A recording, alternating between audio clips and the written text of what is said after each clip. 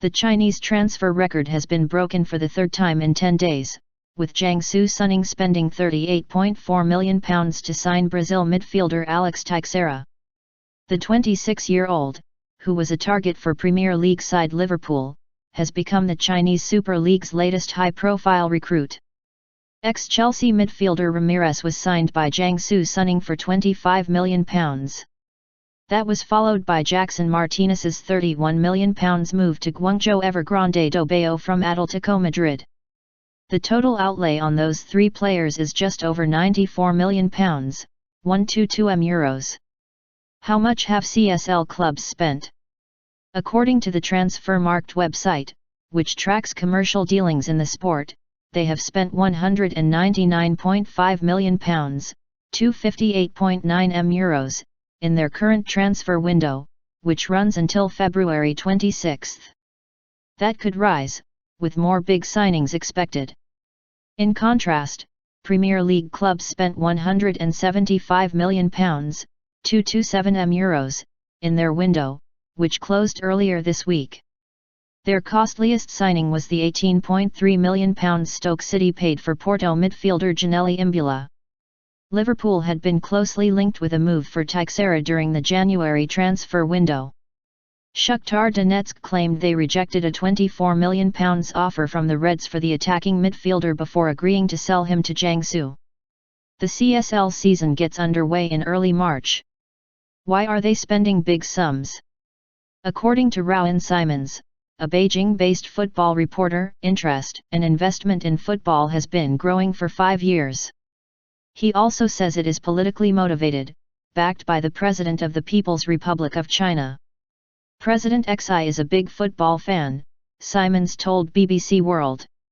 There has been a huge and unprecedented football revolution in China led by him, which has turned the game on its head.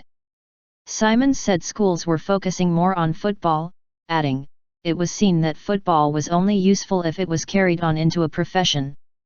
It's no longer just seen as a profession. It's an incredible transformation. What do Premier League clubs think? The recent spate of signings has started to attract attention in Britain. Asked if the Premier League should be concerned about the CSL's spending power, Arsenal boss Arsene Wenger replied, yes, of course. China looks to have the financial power to move the whole League of Europe to China. However, he wondered whether CSL clubs would continue to pay out huge sums of money on transfer fees. Will they sustain their desire to do it? He asked. Let's remember, Japan started to do it a few years ago but slowed down.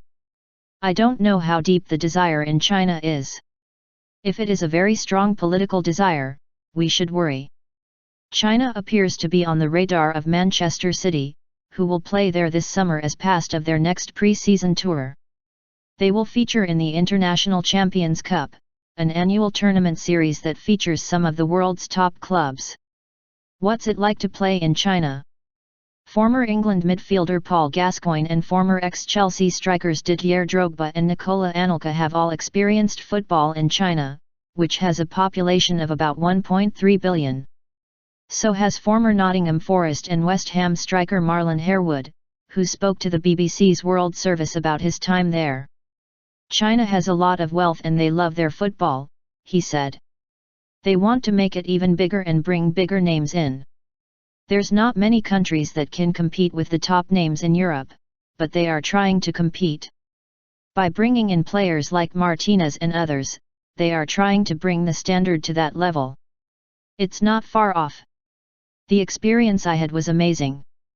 I would definitely recommend it, even if they just try it for an experience. I know they would love it. And what does Teixeira expect? He says the move happened very quickly, adding, I immediately wondered whether it would be good for me, my family, the club, and took the appropriate decision. But not before a quick search on the World Wide Web. I checked out the city and the location I am moving to on the internet, he said.